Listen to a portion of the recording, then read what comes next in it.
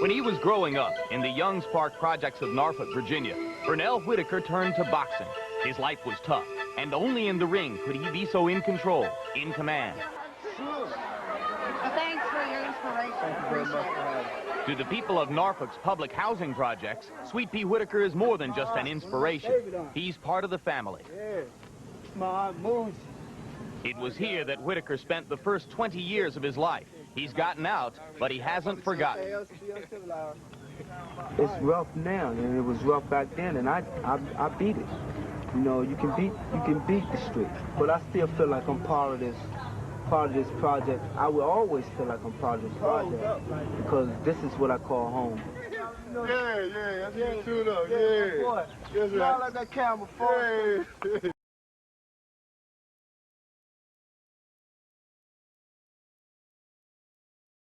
We're coming to you once again from Gleason's Gym, just a block from the Brooklyn Bridge in New York City. Well, he is in many ways one of boxing's greatest craftsmen and one of the sport's most underappreciated fighters. An Olympic gold medalist and world champion in 4 weight classes, Pernell Sweet Pea Whitaker.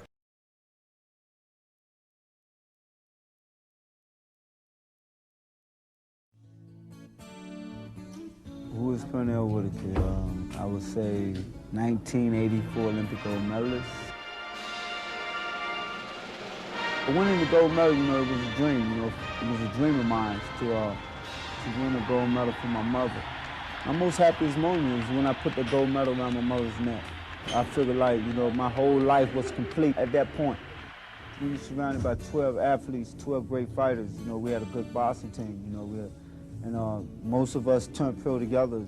Mark Breland, Melvin Taylor, Evander Holyfield, Tyrell Biggs, and myself. We've had great careers. We don't sing out one particular person.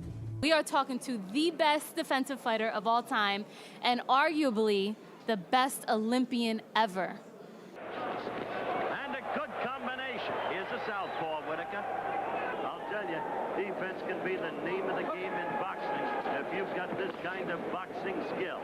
Pernell Whitaker, look at that. Again, low slip, the left leg, and down to the belly. I wonder if you can tell how red and swollen that face is from the punching he's been taking from Whitaker. And Whitaker still keeps his defensive poise about him and continues to slip punch. A simply marvelous exhibition by Pernell Whitaker as he goes for the gold. And that's it. The referee stops the contest. And look at Whitaker go up there, jubilant. He's won the gold. Only 5'6" and hardly a physical specimen.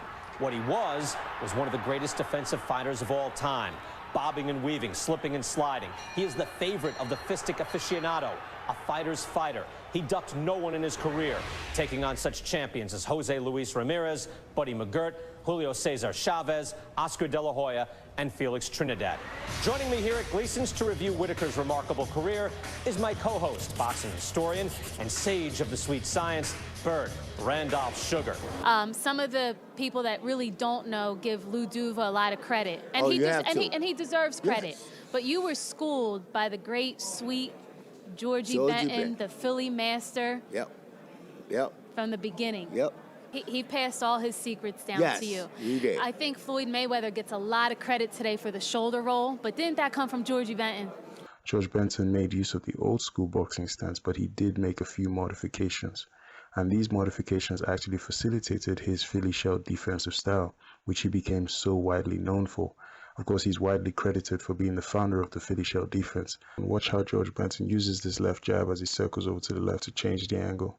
Now we're about to see him slip to the outside of this jab and then come back and counter with an overhand right. Beautiful counter punching from George Benton. He has the defensive awareness to step outside punching range immediately after delivering the punch. He slowed me down, you know, slow you down and give you a pace. You know, he taught me some of them punches that they were doing back in the 40s. Now take a look at how he sneaks his lead foot over to the inside, slips the jab, puts himself in a perfect position to counter with the right hand. Very, very impressive technical skills from George Benton. Referee is Lee Grossman.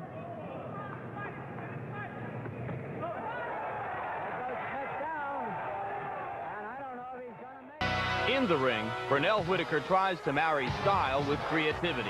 His quickness is unparalleled, and it shows up in several ways. Most notably, his ability to get away from his opponents, frustrating them with his so-called disappearing act. It's all part of Pernell's show.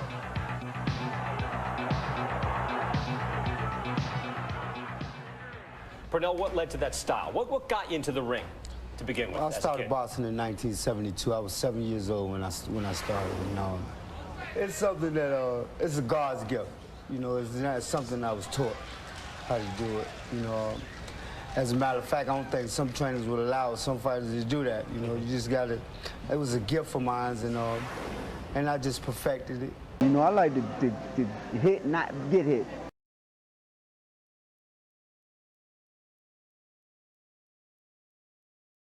Walk with me.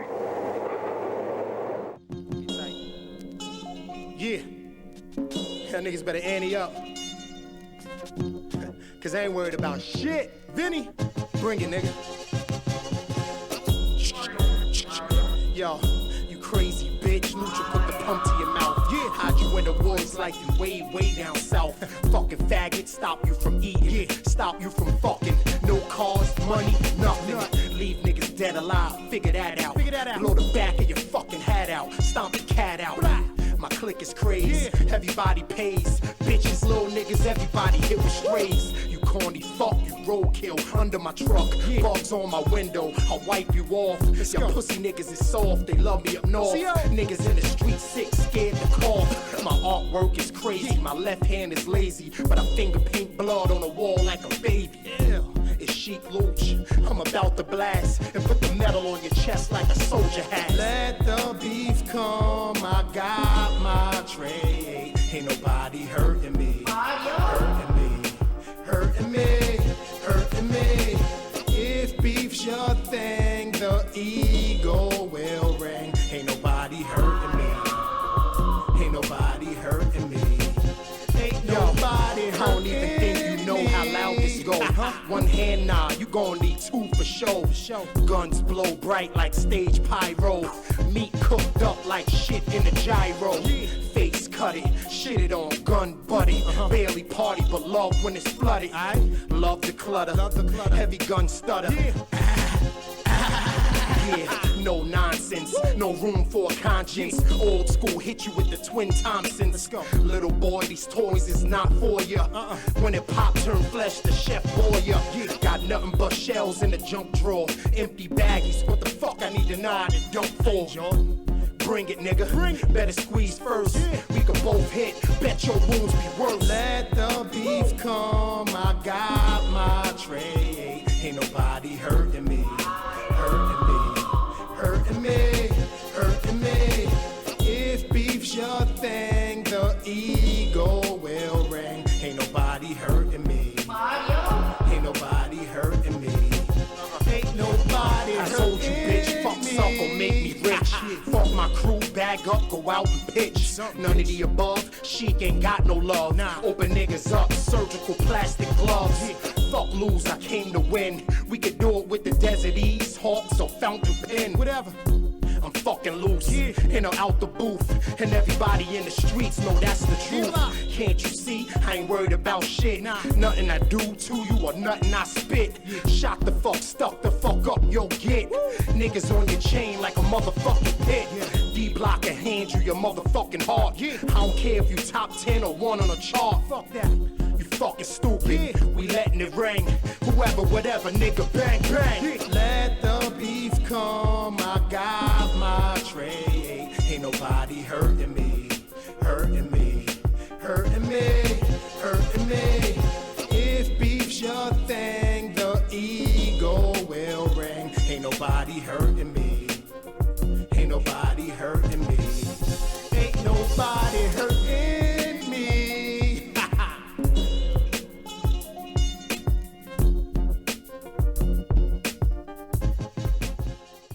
We know he calls himself TBE for the best ever. Well, in an appearance Monday on ESPN Deportes, Floyd was asked to rank his top 5 boxers of all time. Here is his list. We're not going to be biased. One thing about us, we're going to have an open mind. Vamos a ser de mente abierta para eso. Now, Every champion up here, Cada campeón aquí, I respect totally. lo respeto totalmente. These are the guys that paved the way for me Ellos to be where I'm crearon el at. camino para mí. Now, Number 1, Floyd Mayweather. No Number 2, surprise. Roberto Duran. 3, Pernell Whitaker. Come on, Floyd. Pernell Whitaker! Wow! Who would have thought to put Pernell Whitaker at number 3? Nobody would have thought about Pernell Whitaker. But I got news for you. Pernell Whitaker was a sensational boxer. I mean, he was a magician in the ring before Floyd was. But nobody would have thought of putting Pernell Whitaker at number 3. The fact that Floyd put him there shows you what Floyd's thinking is. It's about your ability to box. he know how to win. No importa, sabía cómo ganar. He didn't lose until the end of his Perdió career. hasta el final de su carrera. Unbelievable. Video. Él corrió durante 12 rounds con Chavez en San Antonio. Floyd, por favor. He beat. It doesn't matter. And he beat. He run all the fight. Guess what? He beat Chavez for real. Nah.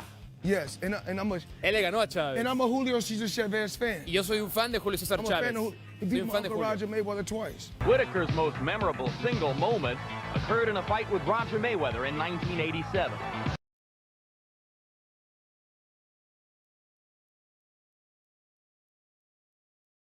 Was he like the hardest guy you ever fought? Who was the hardest? Not the hardest guy, but he's one of the toughest guys that fought fist-wise. But I fought guys better than him. I fought Pernell Whitaker better than him. Skill-wise. Good body punches, good straight left to the recent fights. And perhaps he will rise to the challenge as both Lou Duva and good right hook, and he's down! Down goes Mayweather. And immediately you see Mayweather's Achilles heel.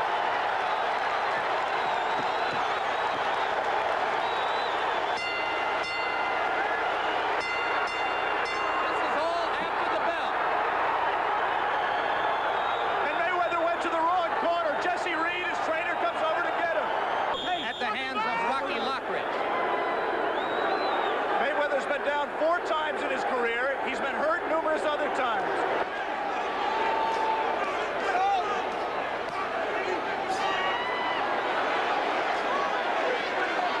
Mayweather's not 100% yet.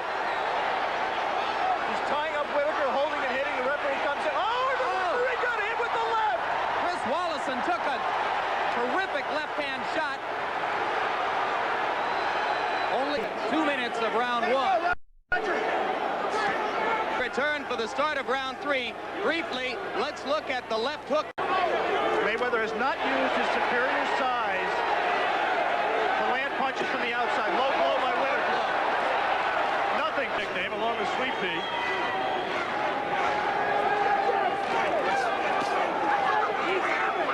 Left hand to the body by Mayweather, and a good cracking right hand. Best punch he's landed since the knockdown. I got you, Jim mentioned at the top of the show the fact that Mayweather had to lose half a pound at the weigh-in this morning to make the 135-pound limit. In recent fights, both fighters have been headhunters. They've worked almost primarily to the head. And I think that's one problem why Pernell Whitaker has not been as effective. Here in this fight, look, he's wearing him down and he has his man hurt. And he hurt him once again with body punches, just as he did in round 1 before he began to land the heavy blows to the head. Physical strength. Both fighters have done a lot of work with weights. They've taken advantage of all the advances in modern sports medicine to try to get themselves in peak condition. I heard they had a chin that Chavez had. I dropped Whitaker. Oh, booming right hand. He's hurt! And Whitaker's hurt. And he hits him while he's down! 2, 3, 4. Pernell Whitaker was hurt and went down, and Roger Mayweather clearly hit him when he was down. Pernell's still groggy. Mayweather stepped back in. I'll tell you something. Pete is still groggy. He's still hurt. His legs are not there. In case you've just joined us, Mayweather needs a knockout. Unofficially on our scorecard. Forcing the action, Roger Mayweather. But there's Whitaker firing that left hand. Mayweather is wobbly.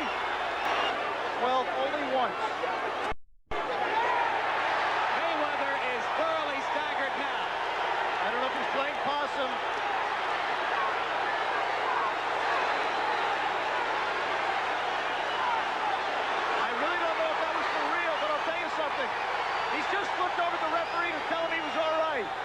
the moment, we're looking for a station break after this round.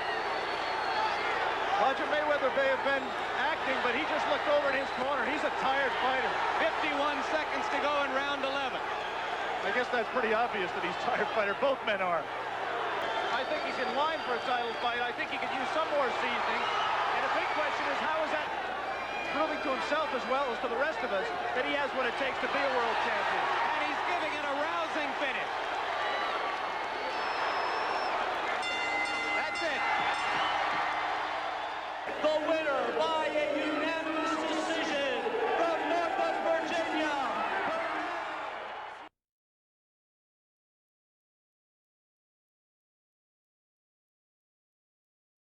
I can remember when we was in camp and Pernell, I forgot the guy Pernell was about to spot. They told me to put my gloves on. And make a long story short, my brother's favorite fighter was Pernell Whitaker. And as much as I wanted to prove to my brother I can beat the guy he idolized, was huge to me. It was huge. So they called me, Pernell, and this other guy to glove up. And and this is like the biggest opportunity of my life. I say, I'm about to box Pernell Whitaker. I'm gonna fuck Pernell Whitaker up. I say, I'm dreaming about this. Pernell and the other guy get in there. They spot about 4 rounds. And it was so noticeable that I wanted to box Pernell so bad because when Pernell was getting out the ring and I was going in there with the other guy, I said, Pernell, where you going? I'm like, where Pernell going? I'm thinking I want to box Pernell. They let me box the other guy. And the only way I compared myself to Pernell, which Pernell wasn't comparing himself to me, I actually beat the guy a little worse than Pernell did. Maybe because he won a few rounds more, but maybe I was comparing myself to Pernell. But I wanted to box Pernell, and I wanted to fight Pernell so bad. I used to fight on Pernell Whitaker cars. And he used to, I used to always go in Pernell's dressing room. He said, man, pay attention, learn all you can because you're going to be in the position one day. I said, thanks, man. I'm paying attention. And after the 3rd time, maybe it was the last time we been on Pernell card, he asked me, he said, did you learn something? I always say yes. He'd give me that and walk away. The last time he said that, he said, you learned something. I said, yes. He said, what you learned? He never asked me that before. I said this. I smiled at him and said, I learned that the champion of my division is a very crafty guy. I think I can beat him. He said, that what you learned? Yeah, I said, yeah. He said, that was the wrong assignment. I'm not Lou Duva. I'm not Kevin Rooney. I'm not Teddy Atlas. But I would ask you this. Fighters have to be flexible. Fighters have to have hand speed.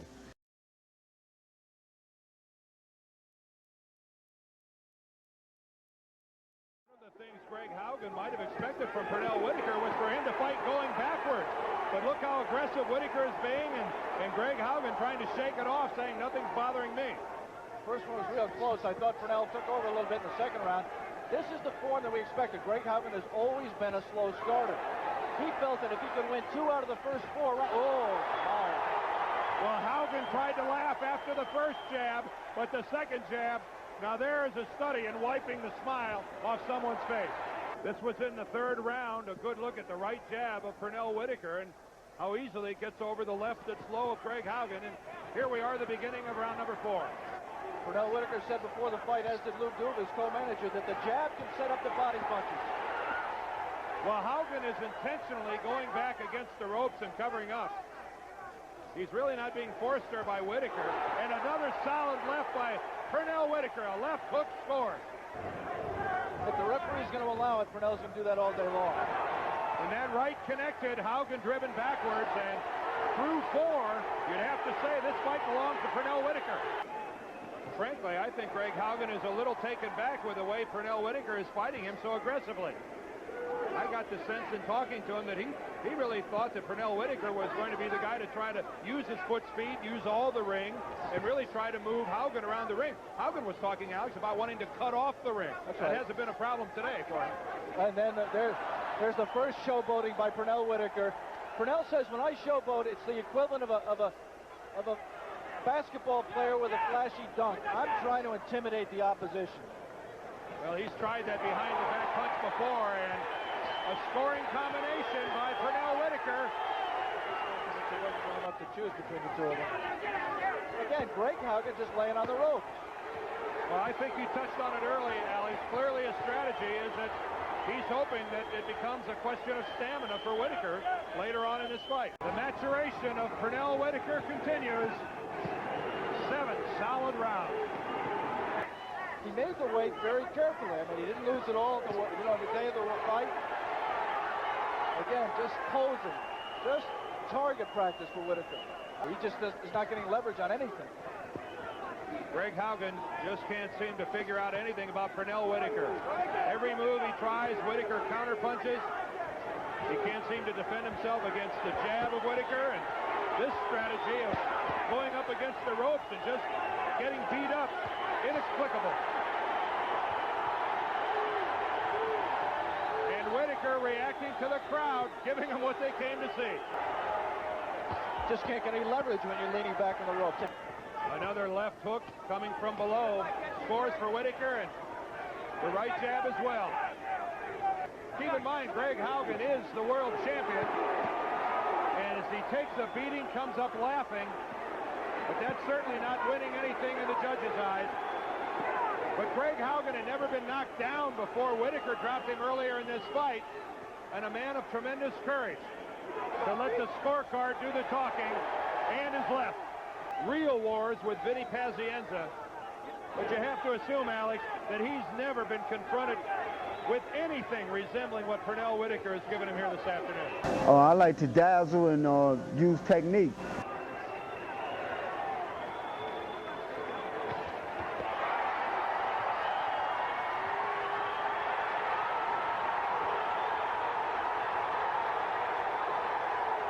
People would say that's a mistake by Pernell Whitaker. A lot of people would say when you're this far ahead, you better just try to sit back. But Pernell Whitaker got robbed the first time he fought for the title, and he isn't going to lose any room for doubt in this fight.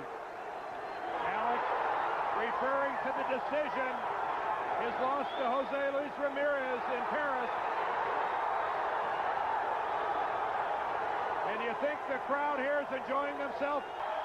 Judge Jim Traylor scores the fight 120 to 107. Judge Mike Gliana scores the fight 120 to 107. Judge Paul Gibbs scores the fight 118 to 109. The winner by unanimous decision, the new IBF lightweight champion of the world, Pernell "R.I.P. Whitaker.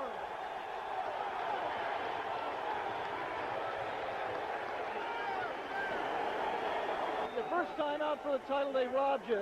You dominated the fight. This time, you seem to come on strong just to make sure there was no question at all. Oh, well, that should answer a lot of the critics' minds about, whether I fade in the later rounds or not. Greg was a tough opponent, and I just went out there and did what the game plan was to box 12 rounds, and that's what we done. It didn't seem like you had to make any adjustment during the fight at all. You just did it. You took over right in round one and kept it up all the way through. Well, that's what I told you before, Alex, that I was going to go out and dictate the fight from the beginning. And, even though I don't watch tapes of fighters, the first round always lets me know what's going to happen in the later rounds. He's fast. He's got a hard style. We fought a superb fight. He deserved to win. I didn't have him timing today. He outsmarted me. He outquicked me. He's a good fighter. He's a hell of a fighter. One thing about me, you never know what you're going to get out of me. I'm in there to have some fun. If it can make the crowd laugh, the crowd laugh. I'm just the type of guy that likes to entertain the crowd. When people don't go to the icebox, then I'm doing very well. I see when I'm fighting, I don't see anybody. I even look up in the concession stand to see if anybody buying a beer or something. If they're not buying that beer, I know they're watching me. When you talk about Pernell Whitaker, anybody that does anything out there, whether it be Roger Mayweather, whether it be anybody out there that tries to get fancy, they just look at trying to act like Pernell Whitaker. Right now, today, they think he's trying to imitate Pernell Whitaker. And I think the legacy there is Pernell Whitaker. Nobody's ever going to match him.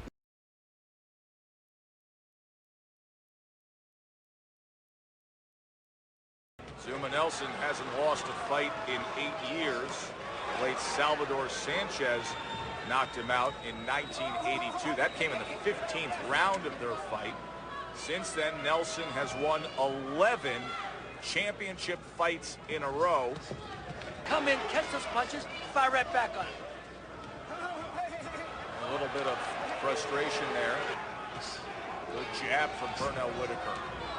Gets away. There's a glimpse of how quick Pernell can be, but sometimes it works for the other guy. He actually turned away from that and ended up absorbing a punch to the kidney.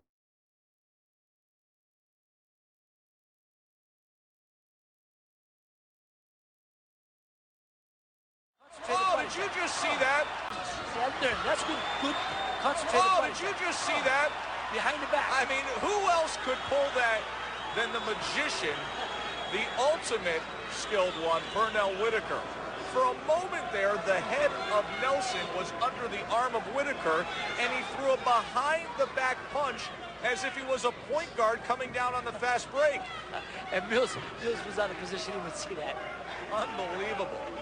It happened so fast. A lot of great refs that would miss that one. What a display of athleticism from Whitaker. Chopping right hand from Azuma Nelson, but looking. 4, 5, 6 punches, returning fire from Whitaker. And this is what I talk about. There's that shell defense again. And Whitaker, smart to just throw against it. And he's really accurate with that right jab. And there's a good left hand that comes behind him.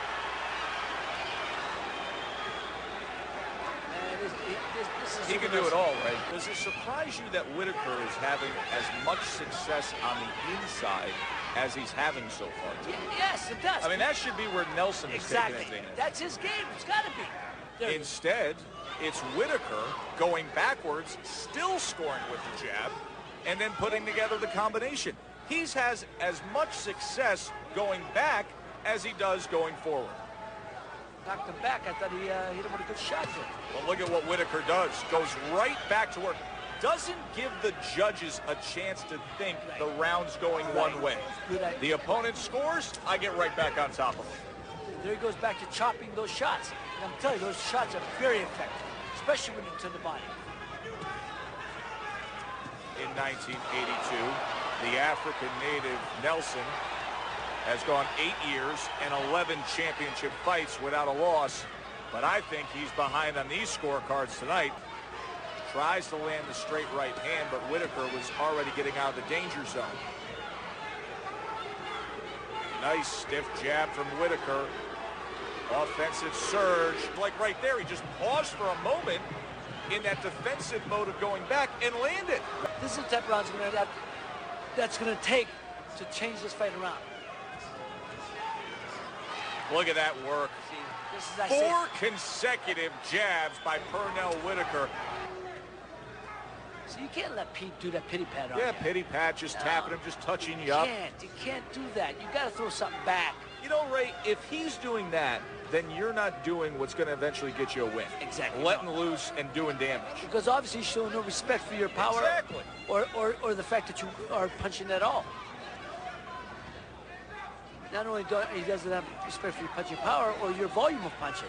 He's just walking right in with the pity pat stuff. And he knows he can get away with it. Yeah. Oh! Comes off the ropes with a left hand. What do you think of Whitaker's power? No, not a big puncher. Effective puncher. Good puncher. He hits you a lot. You know, Pete takes you out by hitting you a lot. Against Pete to be successful. Well, if this is the type of fight you have to be successful against him, I don't think anybody's going to be successful against Whitaker in the near future. No, you're right. You're right. Because I can't think of anything else that Nelson can do that he hasn't done. You're just simply watching an elite fighter in his prime. But I think he's doing what he's got to do. He's got to fight the guy. I mean, I think he's winning. Oh, good combination right back. That was a great combination. Judge Harry Gibbs scores the bout 116, 114. Judge Dalby Shirley scores the bout 116, 111. And Judge Sid Nathan scores the bout 115, 113 for the winner by unanimous decision. And still, the WBC IBF lightweight champion of the world, Pernell Sweet Pea Whitaker. You know, there was a writer who once said he was to boxing what Van Gogh was to sunflowers, Degas to ballerinas. I add only he was to boxing what Edward G. Robinson was to dying like a dirty rat. He was it. He was it.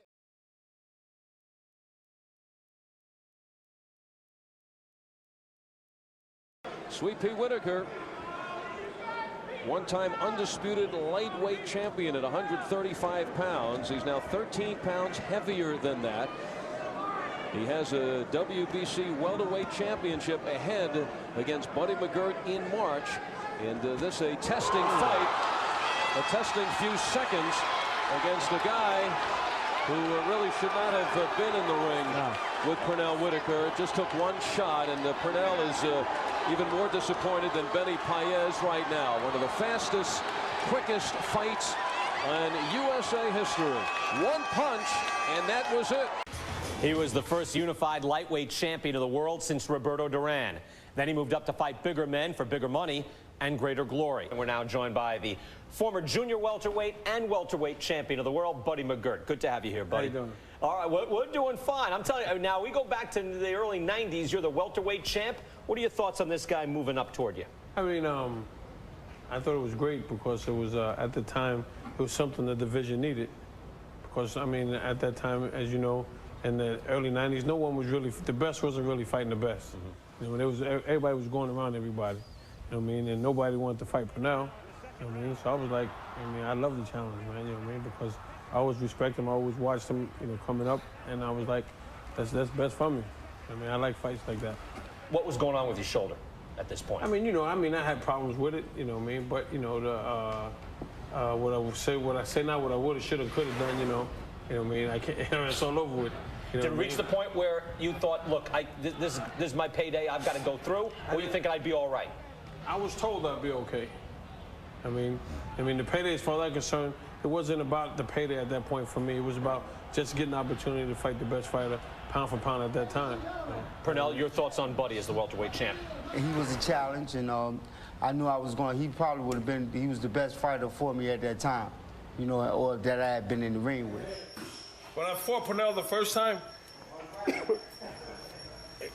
I expected a little more. I mean, I expected a little more from him.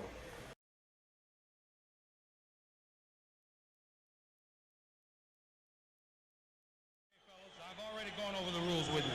Let me remind you, obey my commands at all times, protect yourself at all times, and refrain from fouling. Shake hands now. Come out fighting at the bell. Be ready to Good pick luck him to up. both of them. Be ready. Jim, this is the biggest welterweight championship fight since Ray Leonard fought Tommy Hearns 12 years ago. If it's half as good as that one, we've got something to look forward to. One thing Hazard brings to the job is a booming voice. That's right, and he has some demand. Already the showboating from Whitaker, who threw a punch behind his back. It reminds you of one of those little guys who walks into a bar and say, hey, I'll fight any big guy in here. Just a mean little guy. Yeah, he has that kind of consciousness for sure. Claims that when he was a kid, before his amateur stardom days, he used to spar with heavyweights in the gyms in Norfolk, Virginia. Welterweights who's melted down from middleweights.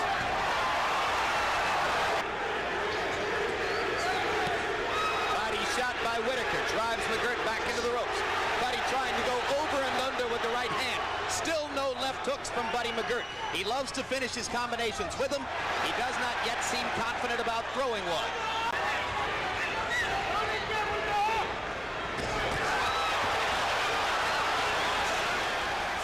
The jab will stop the right hand stop it from firing it. You understand? You can't get the right hand to go as long as you're jabbing at it. Of course, your jab is in his way, right? Now listen, when you throw your left cross, lean out, so you don't run into his right hand. You got me? Because he's fighting with every damn thing on it. Now you're looking real good. Keep that jab going. Finish off with the jab. Swallow the water. Close up those legs a little bit. Get on your toes. All right? And don't forget the feint. Slide. Come on. With counter punching. There's the left hand for Whitaker. leaping in behind the left. And McGirt is fighting the kind of fight that Pernell Whitaker should be fighting. Bouncing and moving. Step clean. Don't punch. Because he can only miss so many times with an off hurting left hook or some damage into it. Don't waste it. McGirt coming over the top with the right. Pernell begins to slug away and trade shots with him inside. Body punches and shots to the chin. Both men seemingly becoming more accurate here in round number 3. Buddy up and under with the right uppercut. And 2 right hands over the top. Jabbing, hooking, smash. It's just wonderful stuff. It's better than you could have imagined. If this is chess, boy, it is violent chess. 2 brilliant boxers showing you how it is supposed to be done. And McGirt did exactly what he had to do in that round. He got more aggressive. Okay. Now, listen. That's it. Keep your head right close to him when you're on the inside, right? And get them hands off, right? That's the way there. Short punches around here. Now look, keep your jab going. Now look, keep your jab going. The jab is working good. Buddy McGirt seemingly beginning to assume control of the battle here. Right hand by McGirt. One of the better punches in the fight so far. And another. A big round for Buddy McGirt. Boy, you called it. Trying to rough you up on the inside. He got nothing else to offer. You understand? Stop loading up. Just do what you do best, you understand? Get your punches off, feint them into position. You feint, throw the jab. You feint with a jab, throw a right hand. McGirt lands just 2 or 3 punches and back away. Right hand by Whitaker, and then a left. One of the better combinations in recent rounds for Pernell.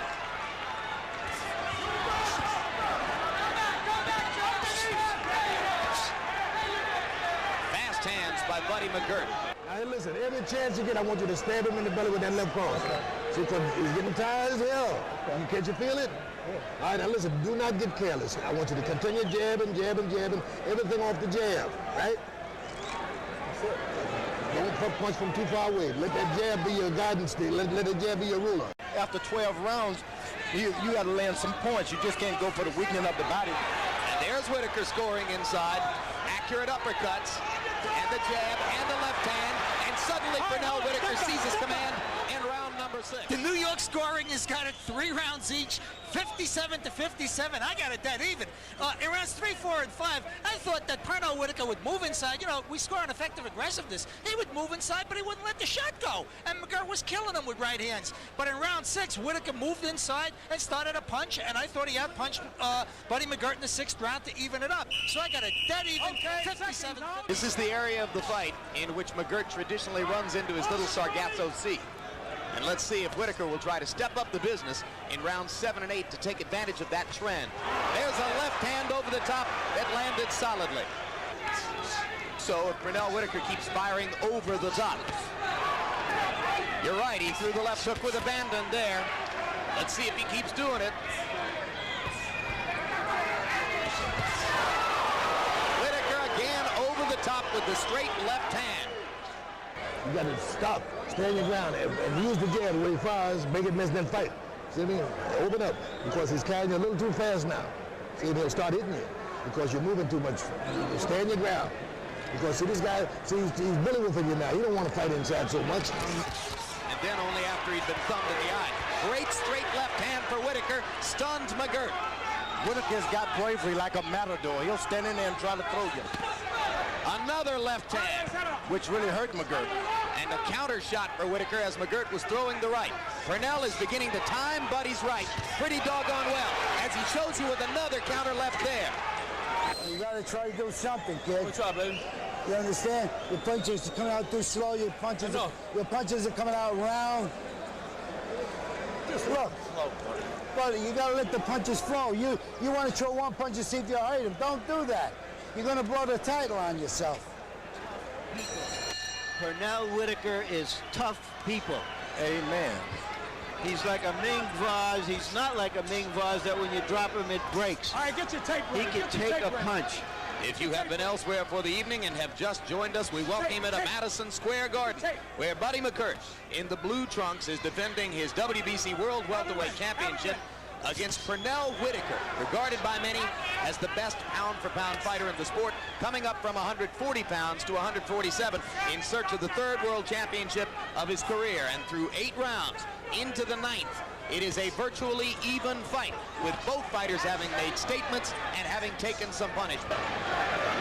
He's definitely having some left arm problem, but it shouldn't bother him. He's been effective with a right hand anyway. A straight left hand by Whitaker pounded McGirt on the nose and stopped him in his tracks. Now McGirt comes through with the first solid right of the 9th round. And another solid right. And now Buddy McGirt's juices start to flow again with a minute to go in the 9th. And the crowd wakes up. Very soon we'll hear the chants of Buddy, Buddy, Buddy. New Yorkers rooting for the man who has fought in this building 26 times. The suspense builds in Madison Square Garden. Right hand by Pernell Whitaker. And another, George. 3 left hands in the last 10 seconds of the round. Okay, better off. Try now. Better. You got to work the jab, though, buddy, and you got to try to punch a little straighter with that right hand, okay? Okay. Okay, baby? Right. You're doing the best you could. Hold it, Take a deep breath. Come on. Deep breath. Give him some more water. Buddy, just do a little more feinting, all right? You got to punch a little bit more with the jab. You got to work the jab, buddy. You have to. Allowing McGirt to land the jab as he looks for opportunities to bring the left over the top, just like that. Whitaker countering to the body and coming back with combinations to the head. Pernell Whitaker picking up the pace in round 10 and trying to nail the coffin shut on Buddy McGirt's chances to score a decision. Pernell Whitaker beginning to dominate this fight. Hey, Pete. Hey, Pete. All right, now listen. Keep your smile off your face. I'm dead serious. Remember what I told you. You're in this joint. You're in this, yeah, but don't be smiling if that don't smile. Like a master out there, baby. 2 rounds, he's desperate now. Okay, now stay that way. He's desperate now, right? Yeah, now listen, the guy's trying to go for broke. Just keep doing what you're doing. Be careful. Don't take no unnecessary chances. Don't get cute. Try to throw your punch straight with the right hand. Don't look at your work. Buddy trying to come on with the right hand. Crowd trying to lift their home favorite again. Right hand lands solidly. Madison Square Garden fans on their feet to root for Buddy. Whitaker tries to come back with the left. Good straight right hand again. Buddy McGirt has unleashed the right hand in round 11. And there it is again. Whitaker follows with the left. The 2 fighters trading power shots at the peak of round 11. Okay, now listen. Now listen, that's what I want you to do. Now the guy's going to be trying to bar me with the right hand now. You understand? Shoot that right hand straight as a nail. All right, let's go.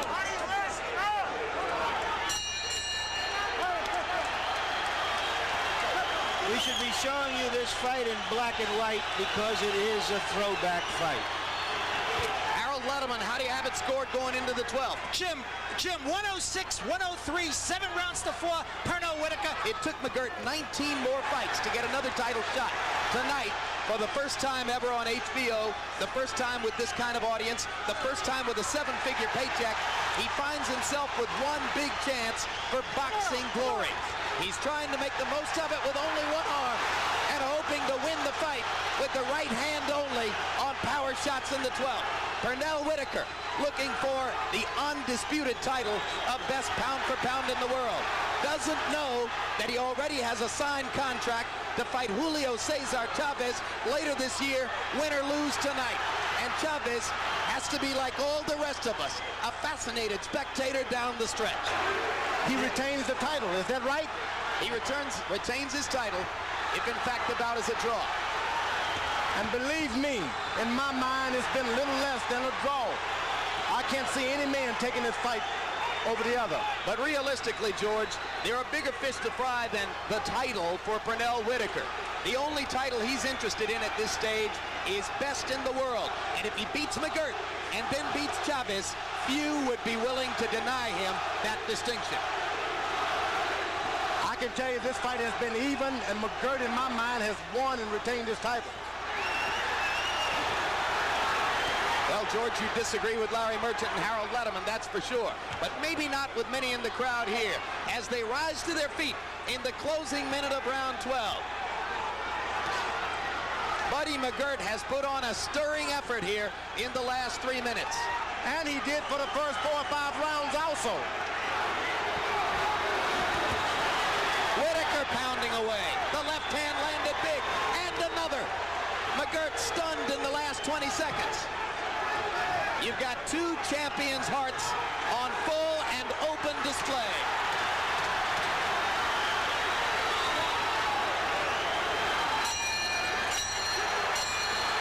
Buddy McGirt, the last 2 rounds, is that enough? Buddy McGirt has one other thing we should mention. Yes, it's true. There's a Lou Duva's going nuts. Larry Hazard, making his toughest move of the evening, prevents Duva from attacking the people in McGirt's corner. And the two fighters classily parade around the ring, arm in arm, while their managers try to get at each other. Okay, good job. Good job. Pernell Whitaker does have a contract to fight the great Julio Cesar Chavez before the end of the year. What we haven't mentioned is that Buddy McGirt has a return match contract with Pernell Whitaker. That doesn't mean the next fight, but he does have a return match clause. But at that point in time, I'm in the zone. I'm trying to get it with that right hand. Nothing else at that point. I'm not even thinking about nothing. I'm just trying to get that bomb in there. You know what I mean? But he just kept me turning. He was staying out of the way of the right hand. What is it like fighting Pernell Whitaker? You're not only fighting Pernell Whitaker. You're fighting Pernell Whitaker, Lou Duva, and Georgie Benton. You're fighting all 3 of them guys, man. Because they had a great team, great corner, and also Ace Murad. I'm sorry, and they had a great team, and whenever we went back to the corner, you never knew what Georgie and Lou was going to come up with. You know what I'm saying? They always had an answer. So you only got to worry about Pernell. You got to worry about this corner as well. So so I'm fighting all those guys. So this sets things up now for a true super fight. Pernell Whitaker against Julio Cesar Chavez, September 10th, 1993. Bert, what was the thought in the boxing world as these two guys were going to fight each other? Again, you got an unbeaten Chavez, but you got #1 pound for pound. But there was some talk about who really was #1 pound for pound. I mean, it really was a split. He got robbed against Julio Cesar Chavez. He beat Julio Cesar Chavez, okay? The funniest part about that interview was when Magic Johnson was interviewed before the fight, and they said, pick him. And Magic was like, oh, it's Julio Cesar. Ooh, he said, but Pernell's my boy, but it's Julio Cesar Chavez, but Pernell's my boy. I can't. And that's exactly how Magic did it. It was hilarious because that was the boxing world. They didn't know which way to go. Split down the middle. This was the fight everybody was waiting for. Julio Cesar Chavez, JC, they called him in his country, which might tell you the stature he had. And the press was almost divided equally amongst some for Pernell and some for Julio Cesar. It was a fight that was made. These were two great fighters, and when they asked everyone their opinion, they came down differently. There were those who thought, as he promised, Pernell did, I'm going to dare him to hit me. There were those who thought, as Julio Cesar Chavez promised, I'm going to show him who's the best. It was not one-sided in Chavez's favor, albeit at that time he was unbeatable. Some of our listeners may be a little upset with me with what I'm about to say, but you are the first fighter that really, truly beat Julio Cesar Chavez Sr.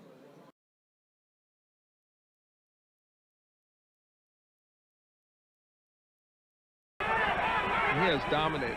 But I think Whitaker is really frustrating Chavez. He's a pest. He's always got his hands different places. He's moving back. He's moving to the right. He's moving in on occasion. Chavez just doesn't know where to find him. Gave him what they wanted to see, little tricks. You really have to admire what Pernell Whitaker has done here. And for Chavez, it's been a puzzling performance. I mean, he's won these rounds very convincingly in my mind. Hey, come on, let's go, keep on. An amazing performance by Pernell Whitaker. one he promised he would give all of us, and he did. And that's it. Beat him at his own game. That's it. Chavez trying to work the room here, and that too is a la Sugar Ray Leonard after Marvin Hagler. It worked for him. That he did exactly what he was supposed to do here tonight. Superb performance by the defending champion, Pernell Whitaker.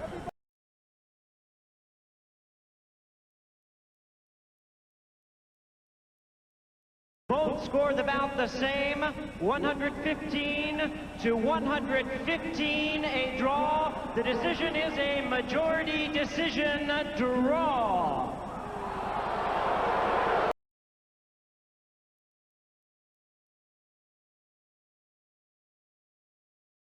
I think everybody amongst the 75,000 at the Alamo Dome that night were as surprised as you and I were as to the outcome. And now we've had several chances to watch that fight all over again, and I'm even more convinced now, not only that Pernell Whitaker won the fight, but won it by even a bigger margin than I thought that night. Absolutely. There's no question in my mind that Pernell Whitaker won all of the rounds after round 6, including round 6. You can't give a round to Julio Cesar Chavez. So even if Chavez won 4 out of the first 5, which I doubt that he did, he couldn't possibly have won that decision. It was quite simply, I think, the worst robbery in a major fight we've had in the last 20 years. The fans was going to be my judge for this fight tonight. And I think the fans, I think if you take a toll, it would end up 90% Whitaker, 10% Chavez. Now there will be the inevitable hue and cry for a rematch. September 10th, 1993. 60,000 people in attendance. The draw. He had been beaten. The judges, by the way, Jack Woodruff had it 115, 113 for Pernell Whitaker, and Mickey Van and Franz Marti of Switzerland. How about that? And Mickey Van from England. Which is a big boxing both country. 115, 115. Again, regarded as, if not the worst decision of all time, one of them. Lou, your thoughts? This was a really, this was the fight business and the fight game and the sport of boxing all wrapped up in one. The good side, the bad side, and the indifferent. I still feel Pernell won it and won it in fashionable style over there. And let me tell you something. The people on the street, everybody would stop at me and say, Lou, Pernell won the fight, Pernell won the fight. In fact, I think, Bert, you and I coming from Gallagher's that afternoon, we're going to go up to the stage deli to get a sandwich up there. And as we pass, there's a blind guy there, glasses and all, and with a cup, and he's going on that. I just, Bert, let me put a buck in there. So I went to put it, hey, Lou, no, don't put nothing in this. So it's okay. I want to tell you something. Pernell Whitaker, he won that fight, and he won that fight easy. So he looked at him and he said, honestly. Even a blind man. That's right. And he said that. He fell on the floor. He fell on the floor. I just can't you see something? Yeah, but I can see that decision. He won the fight. Pernell won the fight. In fact, I did a magazine. I had a magazine at the time, Boxing Illustrated, and on the cover I just said, don't buy this magazine if you think the fight was a draw. Well, there we are then, a draw by a majority decision. Barry McGuigan gave it to Whitaker by 1 round. We'll be talking to Barry and to our other couple of experts who are here tonight, Frank Warren, and a bit of heavyweight help we have here tonight. I'll tell you who that is in just a couple of minutes' time. But there have been developments about that Whitaker-Chavez fight in Las Vegas. And talking about big heavyweights, I'm delighted to welcome Lennox Lewis to the studio tonight. Lennox, thanks very much indeed for joining us. Tell us your thoughts about Whitaker and Chavez, first of all, because you studied it very closely. Well, I looked at the fight very closely, and I failed to see Chavez really catching Whitaker with any clean shots. I felt Whitaker, you know, used his jab well, moved well, and stayed away from punches. And, you know, he was connecting well as well. You would have given it to Whitaker by a slightly wider margin than Barry here did. Most definitely. At least 2 to 3 rounds. The world saw it, so, you know, in no sense, I can't make up no excuses of why they called it a draw. Right. So I want to know what happened to you when you got robbed in that fight. I want to know mentally? Because a lot of people don't realize how that affects a fighter. I mean, there's a really dark side in boxing where when something is taken from you or robbed from you, what type of depression and darkness that a fighter goes into. Were you bitter? Were you just No. How'd you react to that robbery? I don't need to fight him again. Exactly. I think the fans knew who won the first time. So we really don't have to do it again, but I would love to do it again for the fans. I think my people, we made an offer that he can't refuse $7 million. So it won't be for the money. We can do this for nothing, and the fans will still enjoy it.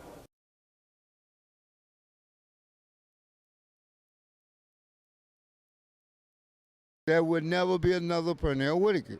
You know? What separates you? What makes you different? Why will there be never be another Pernell Whitaker? Oh, I just think I just got a better. My style is second to none. When I fought Pernell the first time, I expected a little more. I mean, I expected a little more from him. You know what I mean? But in the second fight after round 6, I seen a little more. He beat the shit out of him.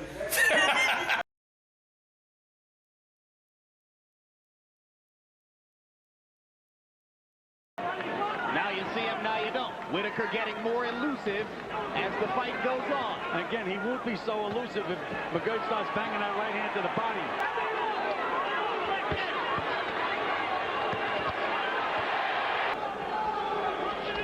He tried to land a sucker punch on McGirt. What a rally by Whitaker. Second wind in the 6th round. You're doing shit. You're fighting a defensive fight. Punch! Act something like round 1. You're taking the punches anyhow, and you ain't fighting back. There's where McGirt should be throwing that right hand. You gotta throw the fucking hook. You look like damaged goods out there, for Christ's sake. Solid right hand inside from McGirt, but Pernell comes back with about 4 or 5 shots of his own. Whitaker wants one more left-hand shot, and he got a right hand in as the bell sounded. Why are you throwing one fucking punch and you look at it, you work? What do you want to see, if you hide him? Terrific uppercut. Oh, what a shot, and McGirt is badly hurt. Now he fights back with a right hand. Left eye closing for McGirt. Come on, give me that fucking reach. All right. Close your eyes. Buddy, come on, baby. You're following all around the fucking ring. You ain't doing shit. All right. You got a punch. Backing up and living behind the jab for the moment. And now here comes the straight left again. And he lands one to the body. And another one to the head. There's 2 rounds. He's not going to give up here. There it was, a crushing left. You're throwing one punch. What's the matter with your left hand? None. So well, then fucking throw it. Whitaker retreating away from McGirt's straight rights. And a flurry from Whitaker to close out the round. And eventually asserted tactical dominance over Buddy McGirt to what should be something more than just the obligatory embrace of mutual respect.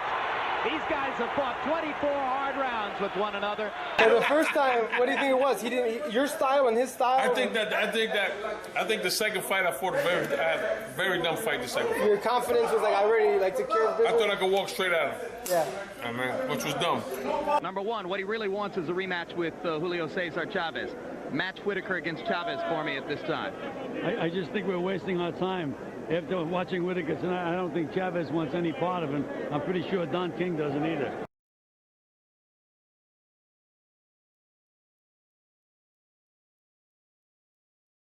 Years now, and I've been on top ever since. Ever since I started in the professional ranks, I've been on top, and you know, and I've been consistent. You know, this is my 17th world title fight. I think I've been the most consistent fighter in the last decade. So that's why. And then also the fans. The fans are named Pernell Whitaker pound for pound the best fighter in the world.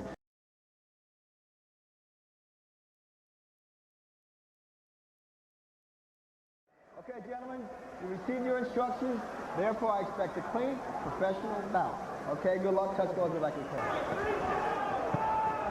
Vasquez swinging twice hard with the left, missing both times. Whitaker, as is his custom. Hard left uppercut by Whitaker. Left hand lead from Whitaker. That's the whole object. It is beautiful. Straight left hand by just perfect. I know Whitaker. Pernell getting one of the most serious tests of his career. Pernell, Whitaker says every time he goes in the ring, he's there not for the Alphabet Soup Championship belts, but to defend what he thinks is his title. It's the world's best pound-for-pound fighter. But he has warned Vasquez. That'll be a slip, and another tackle for Whitaker, who now has 2 unassisted tackles in the fight. He got nailed right on a button. Nothing happened. For rabbit punching. Vasquez has to score a knockout to win this fight. Pernell Whitaker, perhaps partially stunned by the blow.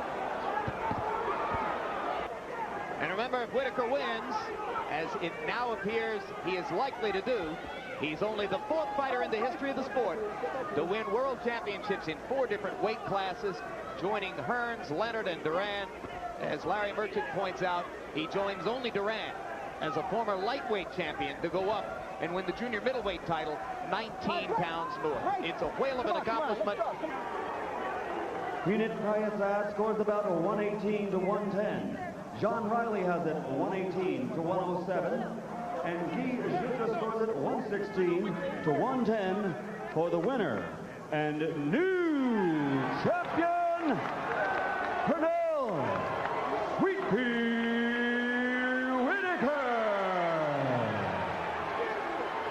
Before we get to Pernell, Pernell's place in history, what are your thoughts? I thought he was one of the greatest, really, stylists I had ever seen. He was a fistic break dancer. Reminded me of Willie Pep. I mean, he had moves. You couldn't hit him in the backside with a handful of buckshot if you didn't want.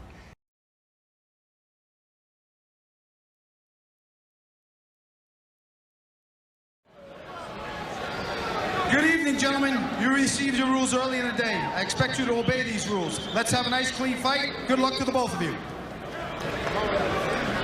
And Pernell Sweet Pea Whitaker getting final instructions from Lou Duva. A sterling professional mark, and of course, as outlined, disputed loss, controversial draw. As far as I'm concerned, Pernell Whitaker is still undefeated. Should be, Tony, 41-0. Now, I said earlier, Hurtado should be making Whitaker fight. Whitaker's making Hurtado move. As he came in, the jab, the left hand straight shot. No jab by Hurtado. Whitaker walking right through. I think he hurt him there. He hurt him there. And Hurtado starting to hold on. And what began as a promising round for Hurtado is not good. His legs are starting to go. I think he's out of it, Dave. His legs are starting to go. The gas tank on E. He's got a few more seconds to kill in this round. An uppercut, he can end this, Dave. I think Hurtado will get through round 7. Convention Center in Atlantic City, New Jersey. Look where Hurtado's arms are. They're down about around his ribs. You know his body is sore. Body is sore. Gas tank is low. Whitaker's been here so many times before and is starting to show his class. Good shot by Whitaker. Good right hook by Whitaker. That's a sneaky punch and a good one. This kid is wobbly out there, Dave. But Whitaker is well in hand here. Yet Hurtado, from bizarre angles, comes on. This guy does not quit. He has made this interesting and bizarre at the same time. Whitaker pounds the body toward the end of the round. While you make them, they will be different. Now here, Pernell Whitaker is well in hand, but Hurtado, I think, will be dangerous from the standpoint of his right hand until this bout is over. Now that's vintage Pernell Whitaker. Whacks him, and then he's right behind him. And then taking a point. As Lou DiBella runs, Lou Duva's running up the stairs right above us. Well, what happened is Hurtado turned his back. Hurtado turned his back, and that is when the punch will be ruled to have scored. That will be an interesting look, but now Whitaker has lost a point, and guess what? If Hurtado were to win the bout, win the round, he'd get a 2-point round the way Whitaker's been getting them. This has been wild, it's been frenzied, it's been fun, and virtually unpredictable. You can't be fighting and refereeing at the same time, and Hurtado is lucky that Whitaker did not land another one while he looked over at the referee. Never seen a fighter get hit to this midsection. His eyes get so big. There's a little bit of the jab that Whitaker has shown. A very unique style for Whitaker. Big shot by Whitaker. Hurtado in deep trouble. It's this over. Could be over. It's over. Should be over. The refs should get in there. The refs should get in there. Way overdue. Way overdue. Did he stop it, though? Did he stop it? Now he does. Now he does. It stopped. About 3 punches too late. Too late. What more do you want? The guy's balanced on the rope. Stop it.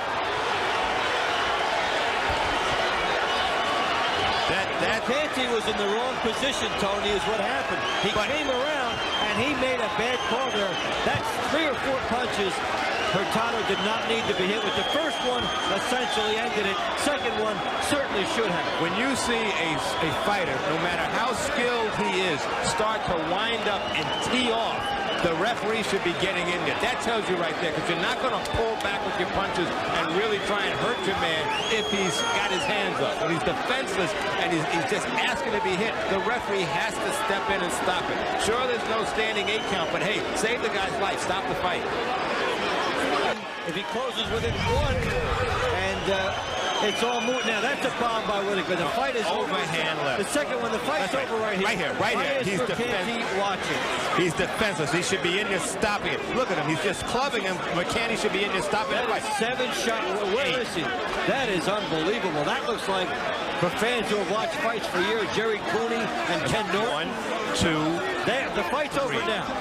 4, more than over 5, 6, 7 shots. 7, 8, 9. That's unbelievable. And it's not counting the punch that did the damage.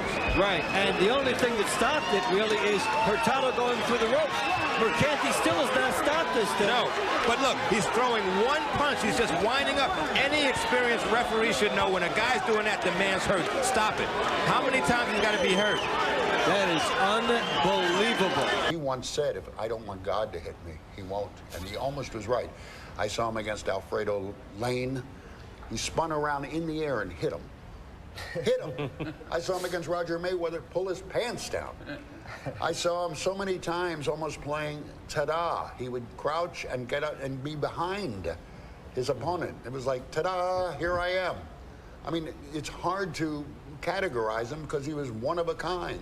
There would never be another Pernell Whitaker. 1997, April of 97 to be precise.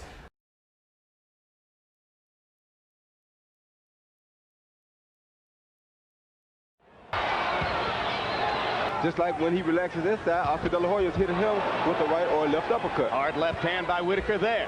Well, that's another thing that sometimes happens between southpaws and conventional fighters when they get their feet tangled up. Now Whitaker completely turns his back on De La Hoya. More and more, Whitaker seems to be loading up and trying to land one big left-hand shot, which could change things in the bout. A good body shot by Whitaker. Closing seconds of the round, Whitaker lands the last punch. He's landing fewer than Pernell. There you go. So but economically, you have a good fight. His landed punches have more effect. Well, you think. We shall see. Like I said, scorer's nightmare. You're right, because you can't really tell what we could you see like. 3 wildly different scorecards at the end of this fight. Because it's according to what you like. You're right there. That's what makes boxing so different. It's like whatever the outcome of this fight, against one of the best young fighters in the world, the 33-year-old Pernell Whitaker is holding his own, which gives you an idea of just how great he was in his prime. Body shots from De La Hoya as Whitaker turned and clowned for the crowd. Hard left hands for Whitaker, 2 in a row. And another good left hand.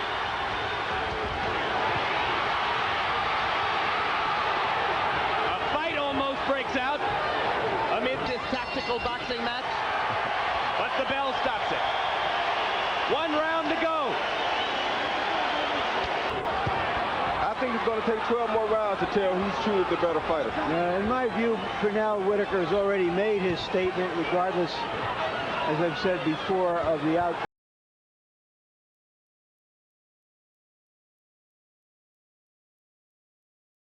The first 5 rounds of the fight, a relatively even distribution.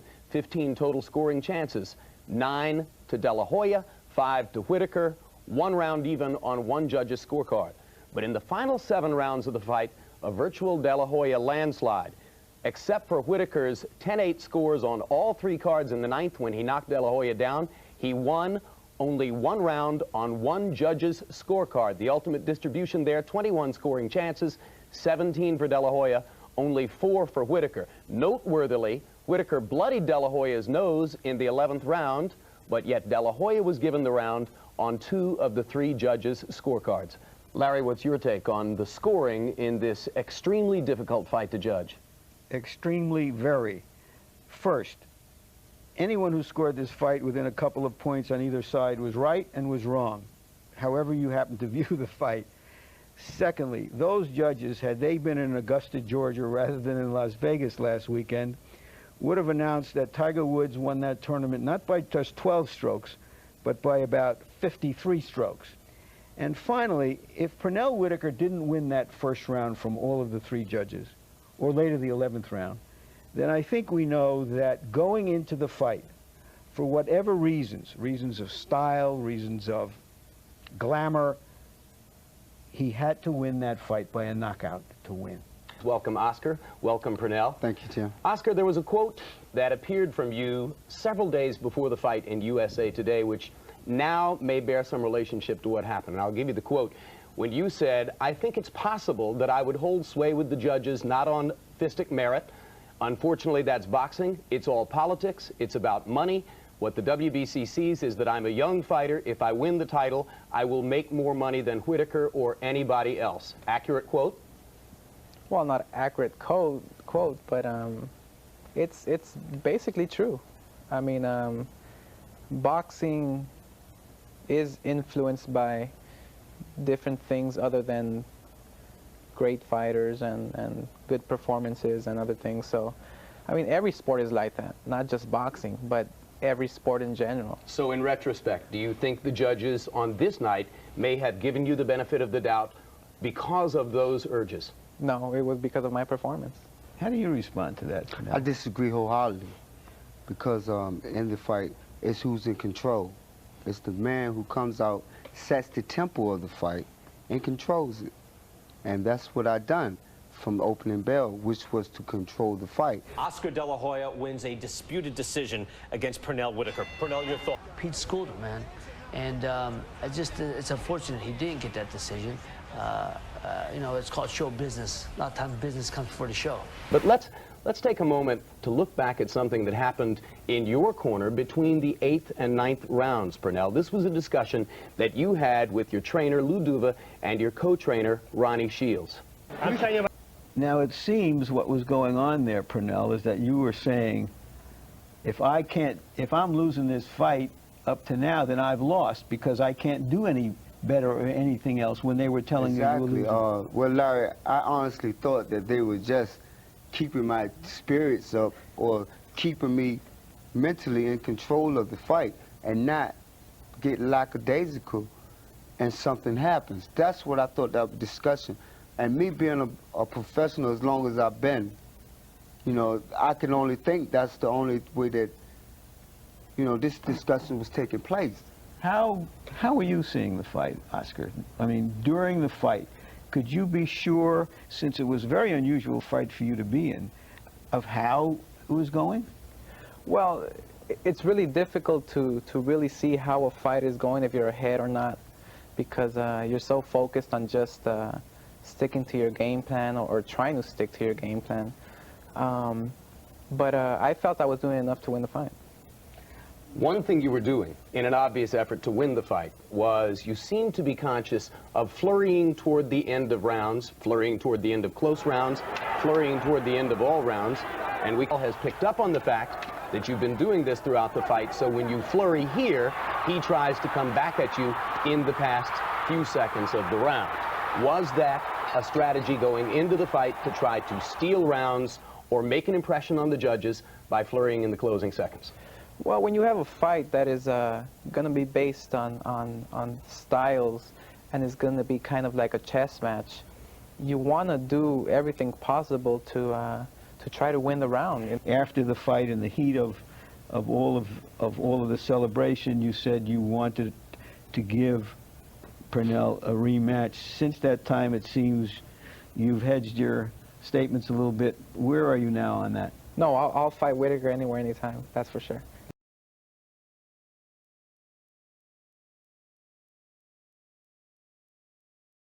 De La Hoya won, but had very little chance to look good doing it. Whitaker lost, but firmly believes he won, and in some quarters gained even more respect for his Hall of Fame career. Other fighters from all corners of the weight classification spectrum will now apply for the title of best pound for pound. And the world waits to see if there will be a De La Hoya-Whitaker rematch.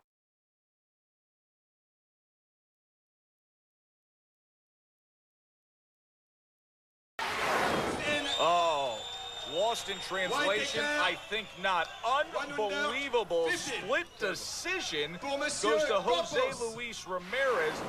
Well, there it is, the first professional loss for Pernell Whitaker. Many would say you actually never lost until you fought Felix Trinidad years and years later.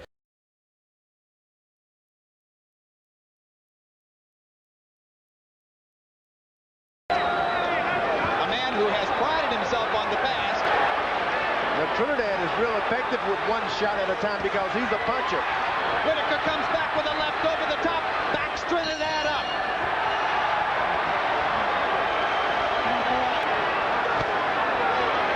Left hand for Whitaker.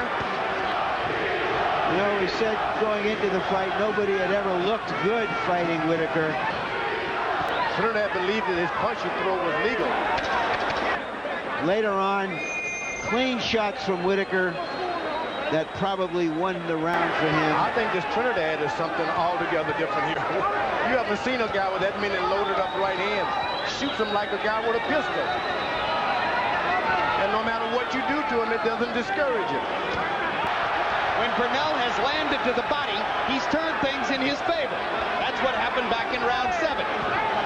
With those straight rights and a good left jabs. A looping left across the top, and Chavez rules that a slip. That could have been called a knockdown because Trinidad was off balance and was hit a clean shot in the body. I'm sure Pernell thought it was a knockdown. Trinidad at this point does not want to give Pernell Whitaker any confidence in this. You don't want to get him confident. Got up as though nothing happened. Starts stalking his opponent some more, Trinidad is.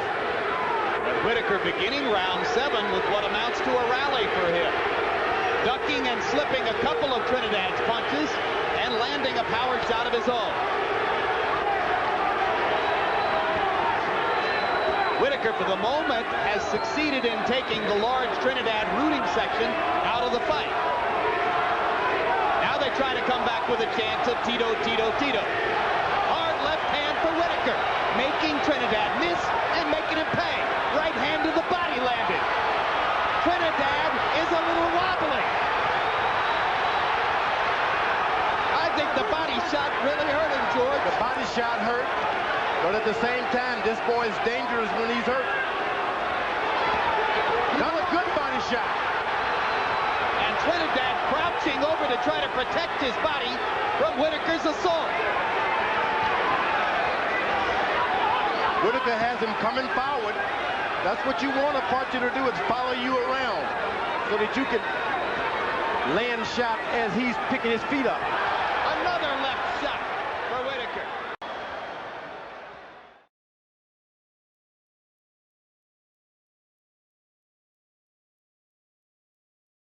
The game's been good to me. The game of boxing's been good to me, and I've been good to the game of boxing. All right. Hey, Pernell, we appreciate this. Go back there and play the dollar slots for a couple hours and relax, okay, pal? I'm going to go to bed. Take care, Sweet Pea. Thank you. From the poverty of the projects to Olympic and world champion, Pernell Whitaker has a growing following as one of the world's best fighters.